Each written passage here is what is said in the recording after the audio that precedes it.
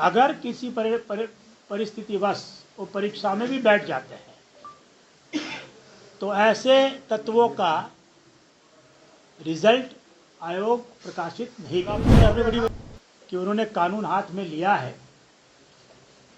तो उनको डिबार करने की भी कार्रवाई करेगी।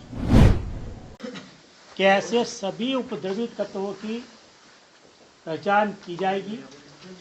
जिनकी पहचान कर दी गई है उनको हम लोग सुकौस करके आगे की कार्रवाई करेंगे।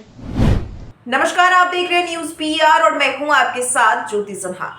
देखिए, बीपीएससी 17वीं प्रीलिम्स परीक्षा में हुए बवाल के बाद एक और जहां बीपीएससी आयोग ने साफ तौर पर यह कह दिया है कि जिस तरीके से हंगामा किया गया, जिस तरीके से परीक्षार्थियों द्वारा हंगामा किया गया, सड़क पर परीक्षार्थी इसे लेकर पेपर रद्द करने को लेकर खासकर हंगामा करते नजर आए। अब इस पर एक्शन होगा। जो भी अभ्यर्थी इसमें शामिल थे उन पर अब एक्शन लिया जाएगा। ऐसे अभ्यर्थियों का अब एग्जाम देना मुश्किल हो जाएगा। बीपीएससी आयोग ने इसे लेकर साफ तौर पर जहां प्रेस कॉन्फ्रेंस कर ये जानकारी दी थी कि अब जिसने भी पहले तो अफवाह फैलाई उस पर एक्शन होगा, उसका जांच जो है वो चल रहा है, कार्रवाई की जा रही है। दूसरी ओर राजधानी पटना के 3 ऐसे कोचिंग संस्थान हैं जिस पर एक्शन ली जाने की बात जो है बीपीएससी आयोग ने कही है। और साथ ही साथ बीपीएससी आयोग ने ये भी साफ कह दिया है कि जिन परीक्षार्थियों ने हंगामा किया है उन पर भी एक्शन होगा। अब वो एग्जाम नहीं दे पाएंगे। सुनिए। कि ऐसे सभी उपद्रवी तत्वों की पहचान की जाएगी। जिनकी पहचान कर दी गई है उनको हम लोग सुकौस करके आगे की कार्रवाई करेंगे। कि उन्होंने कानून हाथ में लिया है तो उनको डिबार करने की भी कार्रवाई करेगी।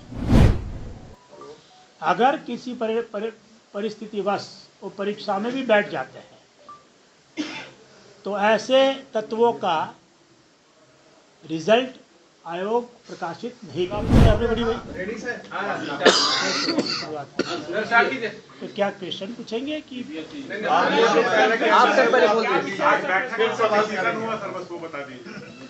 आपके जो फैसले हैं वो बता दीजिए। पिछले दिनों दिनांक 13/12/2024 को आयोग द्वारा 17वीं प्रीलिम की प्रतियोगिता परीक्षा आयोजित की गई थी।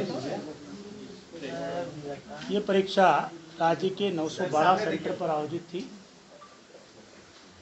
जिसमें बापू परीक्षा परिसर पटना का एक जो सेंटर था वो भी एक सेंटर था। राज्य के 912 में से 911 परीक्षा केंद्रों पर शांतिपूर्ण रूप से परीक्षा का आयोजन किया गया और अभी तक किसी केंद्र से किसी तरह की शिकायत प्राप्त नहीं हुई। पटना का जो बापू परीक्षा परिसर था उसमें हुए घटनाक्रम से आप लोग अवगत हैं। बड़े सारे वीडियो भी उस पर सामने आए हैं। चैनल ने भी उसको, सभी चैनलों ने उसको बड़े प्रमुखता से प्रकाशित किया था। और जो घटनाएं हुई है उससे साफ प्रतीत होता है कि अभ्यर्थियों के रूप में कुछ असामाजिक तत्व या उपद्रवी निष्क्रियंट परीक्षा केंद्र में थे और उन्होंने षड्यंत्र पूर्वक परीक्षा को बाधित करने की कोशिश की। इस संबंध में आयोग ने जिला प्रशासन से और परीक्षा के केंद्राधीक्षक के प्रतिवेदन की मांग की थी। उनका प्रतिवेदन प्राप्त हुआ है और जिस तरह के वीडियो सामने आ रहे हैं वो सभी वीडियो की भी आयोग के आईटी सेल ने आयोग के जो डेजिग्नेटेड एजेंसी है उसने फॉरेंसिक एक्सपर्ट ने जांच की है, जांच चल रही है, क्योंकि बहुत सारा डेटा है, हंड्रेड्स ऑफ जीबी में डेटा है, जिसके आधार पर जिन्होंने कानून हाथ में लिया, जिन्होंने परीक्षा कदाचार निवारण अधिनियम को प्रावधानों का उल्लंघन किया, भारतीय न्याय संहिता का उल्लंघन किया, आईटी एक्ट का उल्लंघन किया, उनके खिलाफ उनकी पहचान करके कार्रवाई की जाएगी। इस संबंध में जिला पदाधिकारी ने भी प्रतिवेदित किया है कि एसएसपी पटना के लेवल पर 2 टीम का गठन किया गया है और वो लोगों की पहचान कर रहे हैं। आयोग ने अपनी टीम से पहचान कराई है, उसमें करीब 25-30 लोगों की पहचान हो चुकी है। आयोग उनके कारण पूछा करके शीघ्र आगे की कार्रवाई करेगा। आप अवगत हैं कि राज्य के 4,83,000 बच्चों ने इस परीक्षा के लिए आवेदन किया था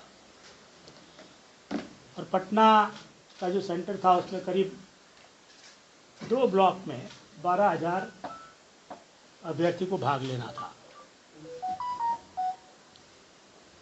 एक ही केंद्र पर क्योंकि इस तरह का उपद्रव हुआ है, वैसी स्थिति में आयोग इस संबंध में कोई भी निर्णय लेने के पहले राज्य के बाकी 4,80,000 युवा और अभ्यर्थियों के हितों को ध्यान में रखेगा। बापू परीक्षा परिसर जो आप वीडियो देख रहे हैं उससे स्पष्ट होता है कि कुछ उपद्रवी तत्वों ने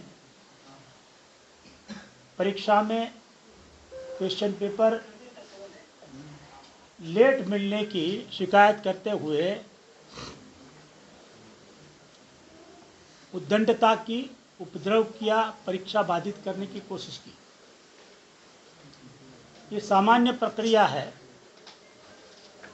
सभी सरकारी रिक्रूटमेंट एजेंसियों में, इंक्लूडिंग यूपीएससी, कि अगर अपरिहार्य कारणवश ऐसे फैक्टर जो आपके कंट्रोल में नहीं है, उसके चलते किसी एक परीक्षा सेंटर के किसी कमरे में 10 मिनट, 15 मिनट, 20 मिनट, आधा घंटे का विलम्ब होता है,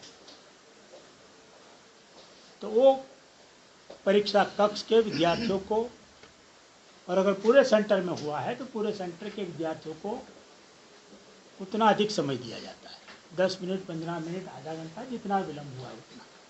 एक नॉर्मल प्रक्रिया है, सभी सरकारी एजेंसी इसी प्रक्रिया के हिसाब से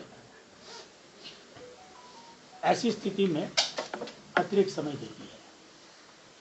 इस सेंटर पर भी जहाँ कथित रूप से विलम्ब से क्वेश्चन पेपर पहुँचे थे, वहाँ भी बताया गया था कि एडिशनल टाइम दिया जाएगा, आप परीक्षा शांतिपूर्ण दें।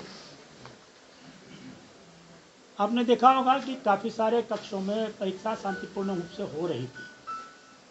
ऑल ऑफ ए सडन 1-1:15 बजे के आसपास वही उद्दंडी, असामाजिक और उपद्रवी तत्व जो अभ्यर्थी के रूप में घुसे थे, ऐसी कोई रूमर, भ्रांति या मिस इन्फॉर्मेशन फैलाने की कोशिश करता है तो उसको आप रोकें कि इसके कारण कोई नॉर्मलाइजेशन किया जाएगा। जहाँ तक वैसे बच्चों की बात है जो अभी तक चिन्हित नहीं किए गए हैं, पहचाने नहीं गए हैं, तो मैं स्पष्ट कर देना चाहूँगा कि ऐसे सभी उपद्रवित तत्वों की पहचान की जाएगी।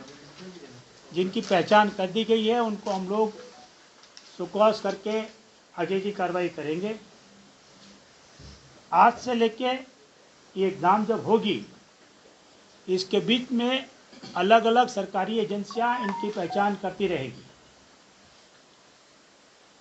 उन लोगों का कि हम लोग सुकौस करेंगे, और अगर ये पाया जाता है कि उन्होंने कानून हाथ में लिया है तो उनको डिबार करने की भी कार्रवाई करेगी। अगर किसी परिस्थितिवश वो परीक्षा में भी बैठ जाते हैं तो ऐसे तत्वों का रिजल्ट आयोग प्रकाशित नहीं करेगा।